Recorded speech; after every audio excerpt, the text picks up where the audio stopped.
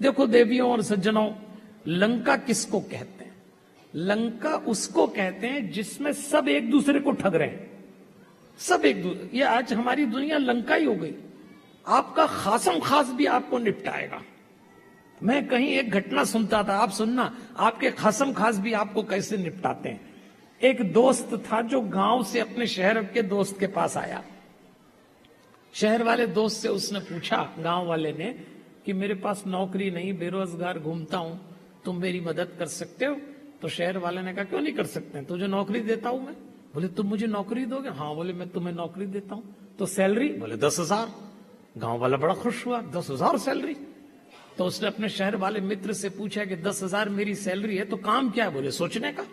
बोले, सोचने के काम के 10,000? हाँ। बोले, अच्छा। तो उसने कहा, ये तो बढ़िया है। अच्छा भैया तुम ये बताओ, गांव वाले ने शहर वाले दोस्त से पूछा, तुम क्या करते हो? तो शहर वाला बोला, मैं भी नौकरी करता हूं। तुम भी नौकरी करते हो?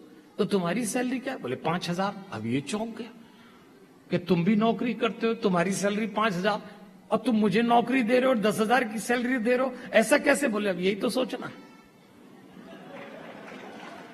यही सोचने की नौकरी है। ये जो दुनिया है आजकल जब बातचीत करती तो आपको पता ही नहीं लगता कौन निपटा गया आपको। इसलिए याद रखिए, ईश्वर कहीं ना कहीं आपके साथ होना चाहिए। चलिए तीसरे दृश्य में चलते हैं। लंकिनी ने हनुमान जी को रोका, हनुमान जी ने उसको मुक्का मारा, तो लंकिनी ने हाथ जोड़ के हनुमान जी से कहा, प्रभु श्री नगर कीजिए सब काजा, हृदय राखी कौशलपुर राजा। अब हनुमान जी फिर छोटे हुए, क्योंकि लंकिनी के सामने बड़े हो गए। मैं फिर आपसे कह रहा हूं, विनम्रता का अर्थ कायरता नहीं है। लगातार देखना आप, कहां हनुमान जी विशाल हुए, एक मुक्का मारा लंकिनी को। गलत का प्रतिकार जरूर करिए। विनम्रता का अर्थ कायरता नहीं है। अगर आपको लगता है अनुचित है तो अपना विशाल रूप दिखाइए, भीम रूप धरि असुर सहारे, लेकिन उसी समय विनम्रता बनी रहना चाहिए। यही तो कला है हनुमान जी में। आज हम जरा विकराल होते हैं, विशाल होते हैं, हम विनम्रता खो देते हैं। हम विनम्रता होते तो ढीले हो जाते हैं। ना ना, गलत का प्रतिकार करना। हनुमान जी ने एक मुक्का मारा, हाथ बांध के खड़ी हो गई। खासम खास थी रावण की, और कहती, जाइए भगवान का नाम और रूप अपने हृदय में रख के प्रवेश करिए। और हनुमान जी महाराज फिर छोटे हो गए। अति लघु रूप धरेऊ हनुमाना, पैठा नगर सुमरी भगवाना। शब्द पकड़ना, छोटे हुए, सुमरी भगवाना, भगवान को स्मरण किया। यहां बार बार हमसे ये कहा जा रहा है, जब जब विनम्र हो तब तब परमात्मा को अपने भीतर उतारें, तो आपकी विनम्रता भी आपकी शक्ति बन जाएगी। विनम्र तो रहना पड़ेगा, लेकिन विनम्रता आवरण नहीं होना चाहिए, विनम्रता ढोंग नहीं होना चाहिए, विनम्रता प्रदर्शन नहीं होना चाहिए।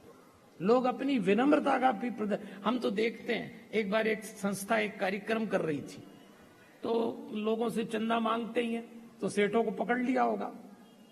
तो एक सेठ जी ने कहा, देखो ऐसा है, मैं गुप्त दान करूंगा। तो संस्था वाले बड़े खुश हो गए कि बढ़िया, गुप्त दान करेंगे सेठ जी। तो उन्होंने दानदाताओं को बैठाया और कहा कि अब हमारे सब दानदाता यहाँ बैठे हैं, उसमें से एक दानदाता गुप्त दान वाले हैं। लोगों ने ताली बजा ली, भाई गुप्त दान कौन करता है। गुप्त दान वाले ने थोड़ी देर में एक स्लिप भेजी, जो अनाउंसर थे, जैसे हमारे ऐश्वर त्रिवेदी जी अनाउंसर हैं, उनके पास एक पर्ची भेजी, और पर्ची भेज के उन्होंने कहा, वैसे तो गुप्त दान है पर बता देना कि उधर से तीसरे नंबर की कुर्सी पे बैठे। अब जब तुमने गुप्त दान दिया है तो फिर अपनी पोजीशन क्यों बता रहे हो। स्लिप भेज दी, चलो उन्होंने कहा बोल दो। फिर उसके बाद फिर गुप्त दान, गुप्त दान। अब गुप्त दान वालों ने इतनी देर तक अपना गुणगान गाते देखा, फिर वो धीरे से उन्होंने कहा, ये चेक आपको देता हूं मैं, ये गुप्त दान का है। सब संस्था वालों ने कहा, बढ़िया, गुप्त दान का चेक मिला। जब चेक खोला, अमाउंट तो भरा था 5 लाख, लेकिन साइन नहीं थे। उन्होंने सेठ जी से कहा, सेठ जी इसमें साइन नहीं। बोले, गुप्त दान इसी को कहते हैं कि साइन भी गुप्त हो गए। ऐसा गुप्त दान नहीं, ऐसा प्रदर्शन विनम्रता का मत करिए। अगर करना है तो हनुमान जी से सीखिए। जहां अनुचित है वहां हम विशाल हैं, और जहां उचित है वहां हम विनम्र हैं। विनम्र हो जाइए। देखो हनुमान जी, यहां जो शब्द पकड़ना, सुमरी भगवाना, भगवान को सदैव स्मरण रखिए। जब जब आप विनम्र होंगे, परमात्मा आपकी ओर चलेगा। और सबसे बड़ा काम इस साल एक कहूंगा, जितने विनम्र होंगे इस साल क्रोध भी गिरेगा। मैं आपको बताता हूं, सोशल मीडिया पे या जो लोग ज्यादा मोबाइल को स्क्रॉल कर रहे हैं वो एंजाइटी और एंगरनेस में पड़ रहे हैं। अचानक आप पाएंगे आप चिड़चिड़े हो गए, अचानक आप पाएंगे आप क्रोधी हो गए। ये मोबाइल की ओवर स्क्रॉलिंग है। देख लेना आप, बात बात पे गुस्सा आता है, लॉजिक नहीं तब भी गुस्सा आता है। कईयों को तो ऐसा गुस्सा, एक आदमी किसी गली से निकल रहा तो ऊपर जो आदमी रहता था उसने कचरा फेंका, कचरा नीचे चलने वाले के सिर पे गिरा, तो नीचे चलने वाले ने ऊपर देखा और उसने गुस्से में बोला नीचे वाले ने कि नीचे देख के नहीं चल सकती, नहीं है इसलिए हनुमान जी से सीखी, हनुमान जी विनम्र हुए और चले।